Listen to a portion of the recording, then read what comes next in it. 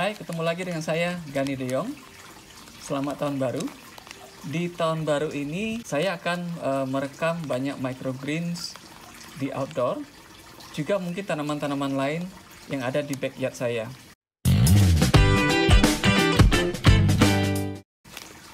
Oke, hari ini kita akan cerita tentang buckwheat. Buckwheat ini ya tulisannya buckwheat. Wheat ini adalah sama dengan wheatgrass ya tulisannya, gandum. Tapi sebenarnya nggak ada hubungannya gandum dengan buckwheat. Atau kenapa namanya sama ya, buckwheat.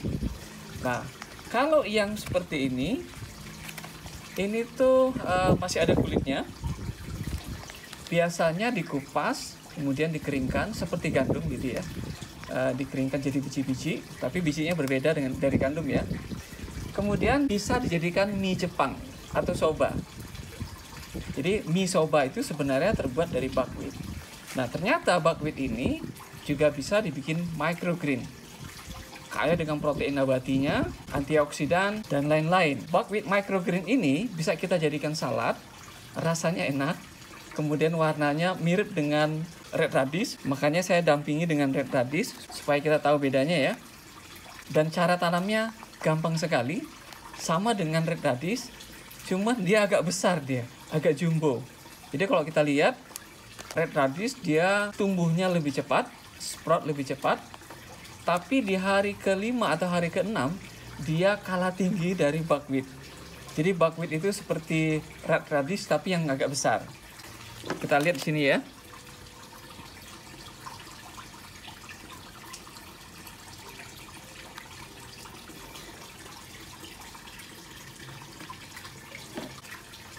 Nah, ini umurnya sama, tapi yang satu jauh lebih panjang. Memang lagi musim hujan, jadi agak sedikit kurang matahari, tapi dengan posisi yang sama, dia lebih panjang, lebih besar. Daunnya juga mirip. Rasanya,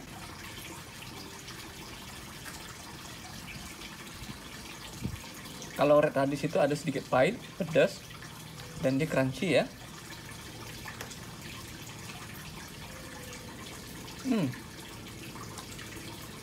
Buckwheat tidak ada pedasnya, tapi juga sama-sama crunchy. Jadi dia bisa dijadikan salad, kemudian juga sebagai garnish untuk makanan ya. Cara tanamnya mudah. Saya menggunakan kokopit sebagai media tanamnya. Ayo saya tunjukkan caranya. By the way, red radish ini sebenarnya sudah harus dipanen 2 hari lalu. Jadi red radish itu 5-6 hari. Ini sengaja saya panjangkan menjadi 8 hari supaya sama dengan buckwheat, tapi akhirnya dia begini ya. Dia akan lunglai karena memang dia cukup tinggi karena batangnya panjang.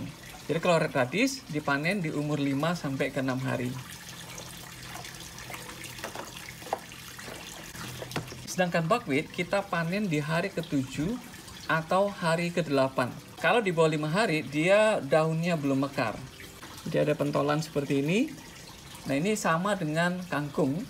Dia ada topinya ya. Nah, kita bisa cabut topinya. Nah, kemudian nanti dia akan mekar. Sebenarnya red radish juga sama ya, tapi dia lebih kecil. Topinya lebih kecil.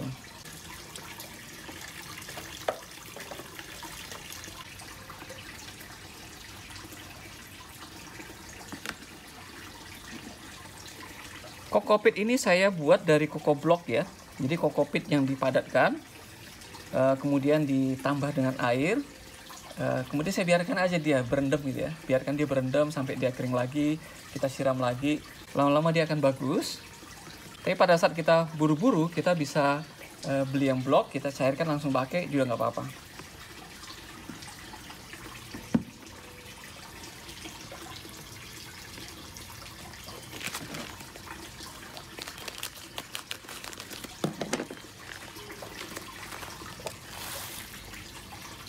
Nah, ini dia ya.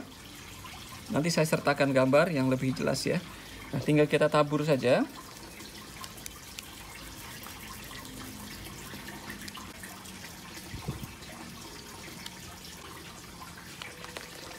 Nah, buckwheat ini punya sifat yang hampir sama dengan wheatgrass.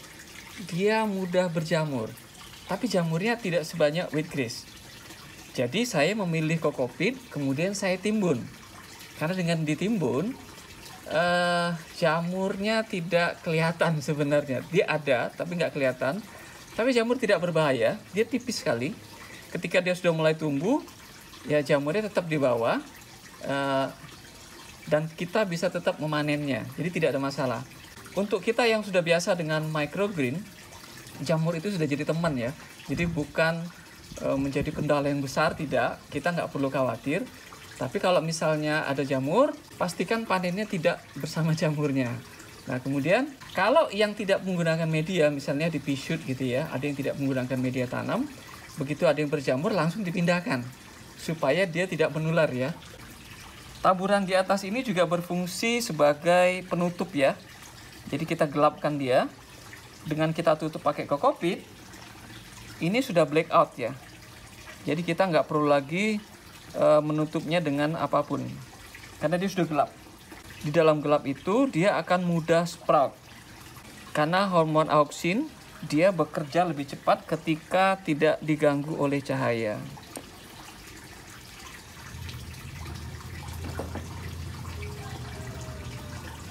Nah, kita siram seperti ini. Siram yang banyak untuk pertama kali, karena ini sama dengan kita merendam.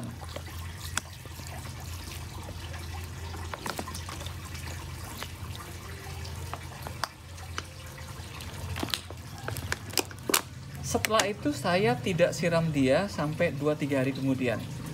Jadi kita lihat dulu, kalau misalnya media tanamnya masih basah, tidak perlu disiram, dibiarkan saja. Dia tidak akan mati, dia akan terus tumbuh.